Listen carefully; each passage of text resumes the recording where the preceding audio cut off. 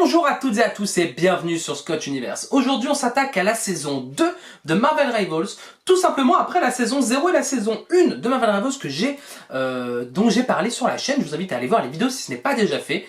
Voilà, après ça ne spoile pas, vous pouvez rester ici bien évidemment, installez-vous et puis bonne vidéo hein. C'est Scoto.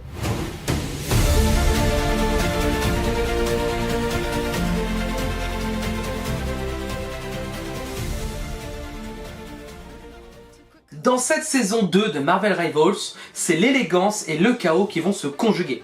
Nous sommes au cœur de la saison 2 qui va s'appeler Hellfire Gala, une immersion sublime sur l'île vivante de Krakoa où un glamour mutant et menaces technologiques entrent en collision. À peine la célébration commencée, Emma Frost, hôte et héroïne du jour, déploie ses pouvoirs, mais le Time Stream l'a projetée hors de son époque en 2099. Une ombre plane, Ultron surgit au gala, dronant l'île sans défense. Les lumières vont alors s'éteindre, remplacées par la tempête temporelle, la fête devient champ de bataille. L'île de Krakoa n'est plus seulement qu'un refuge mutant, c'est un terrain de conquête impitoyable. Dès le lancement de la saison, nous avons Emma Frost qui va rentrer directement dans la mêlée comme Vanguard, donc comme tank, capable de bouclier télékinésiste et de contrôle mentaux puissant.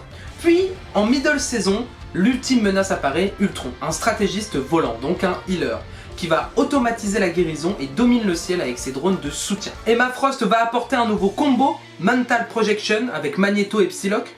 Scarlet Witch fusionne sa magie avec Doctor Strange pour le Arcane Order. Captain America et Winter Soldier enchaînent le duo Star Align. Et pendant ce temps, le mode classé est repensé. Reset complet des rangs, introduction du Pick and Ban dès le rang Gold 3 et rotation renouvelée des cartes. Plus un système de performance plus influent sur les gains et pertes de points. Le Battle Pass, lui, s'inspire du gala. Tenue luxueuse, esthétique mutante haut de gamme, celui-ci déborde de style et de statement. Des récompenses gratuites émergent, le skin KO Gown de Scarlet Witch, accessible après 9 matchs, ainsi que des drop Twitch élégants comme le costume Wheel of Galacta. On a mort. Voilà pour ce résumé de la saison 2 de Marvel Rivals. Si ça vous a plu, n'hésitez pas à vous abonner, n'hésitez pas à aller voir les vidéos que je fais sur Marvel Rivals avec ma squad qui s'appelle Fion. Généralement sur des vidéos où on gagne, il est possible que parfois on perde, mais ce sont des parties où on s'est quand même bien battu. N'hésitez pas à vous abonner si ce n'est pas déjà fait, à lâcher un petit like, à mettre un commentaire si vous souhaitez quelque chose de plus précis sur la saison 2 de Marvel Rivals.